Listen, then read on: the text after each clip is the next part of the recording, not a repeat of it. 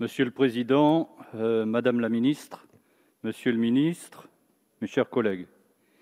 Depuis 2014, la France s'est engagée au Sahel dans une opération militaire d'ampleur, coûteuse en vie humaine, et je rends hommage à l'engagement des militaires, engagement qui va souvent jusqu'au sacrifice de leur vie.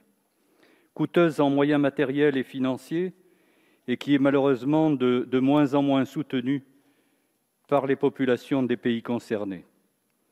Certes, nos troupes ont rencontré des succès militaires et mis hors d'état de nuire un nombre important de djihadistes, mais sur le terrain, la décomposition des structures étatiques, les violences, la pauvreté et la désertification sont croissantes et inquiètent légitimement pour l'avenir.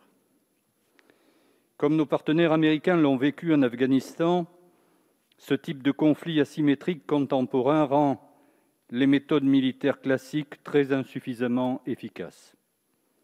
Les défis qui s'ouvrent à nous sont donc multiples.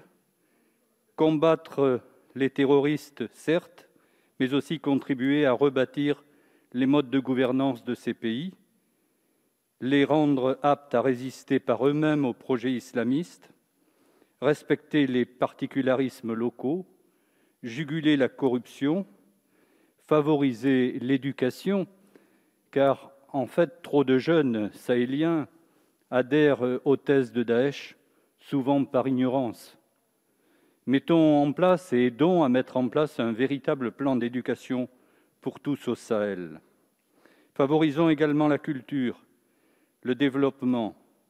Aidons ces pays à faire face aux conséquences du changement climatique ou encore maîtriser l'explosion démographique et ses conséquences. Lors du récent sommet du G5 Sahel, le président de la République avait insisté sur le scénario des 3D, défense, développement, diplomatie, et annoncé qu'il n'y aurait pas de réduction des effectifs militaires français dans la zone. Il semble également urgent que l'Union européenne prenne sa juste part dans la recherche d'une solution et ne laisse pas notre pays œuvrer seul, ou presque, à contenir le terrorisme.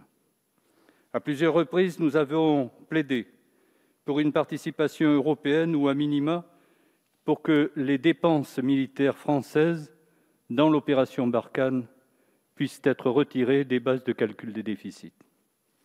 Il faut également que les pays africains s'engagent dans une collaboration renforcée en matière de défense et de sécurité, notamment peut-être dans le cadre de la CEDEAO. Ce qui semble d'autant plus compliqué que le récent coup d'État militaire au Mali a rendu la situation encore plus fragile.